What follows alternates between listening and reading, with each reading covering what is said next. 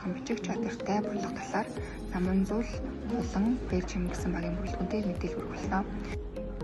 Монгол бичгээр алдаагүй хичээний сайхан бичих сурахын тулд үндсэн зорилго үгсийн холбоотыг зөвшөөрч өдөр бүр дадлажин цэвэрхэн гаргацтай бичих уламжлалт арга барилыг тухайлбал хичээнгүй бичих уралдааны шаардлага эзэмших нь чухал юм аа. Энийн үндэсний соёлын эдлэл зөв бичих дүрэн Монгол бичгийн зөв бичих дүрэн болон үгсийн хэлбэр дүрсэмжийг зөв гаргахад чиглэнэ.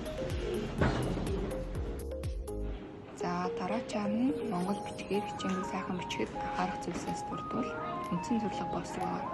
Үсгийн зорилгыг буруу мөрийг хязгаар бичгээс зайлсхийж зөв хэлбэрийг эзэмших хичээнгүй бичгийн чадвар заавал том жижиг үсэг өгүүлбэрийг цэвэр гаргацтай элемент ба туурш дэвтэр дээр бичүүл илүү зохистой.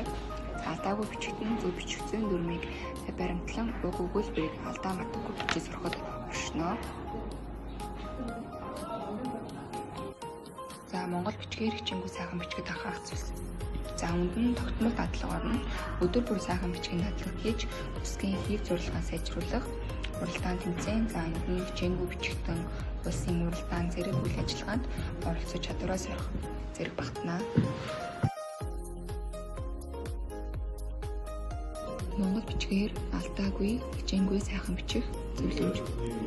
За нэгдүгээр суурь дүрэн баримтлах. За үүнд нь Монгол бичгийн үсэг зүй, график, шүд гэдс нурууны зөв сурлагыг эзэмшиж үг өгүүлбэрийг алдаа мартахгүй бичих хэрэгтэй. Хоёрдугаарт хичээнгүй бичих гаргацтай үсэг бүрийг босоо чиглэлд цэвэрхэн чигт үсэг салгахгүйгээр бичвэл боломжтой болдог. Мөн угууллуулан бичих хэрэгтэй. Гуравдугаар хэлбэр дүрс номын үсгийн зорилгыг буруу мөрийг хязгаар бичгээс зайлсхийж зөв хэлбэрийг баримтлах.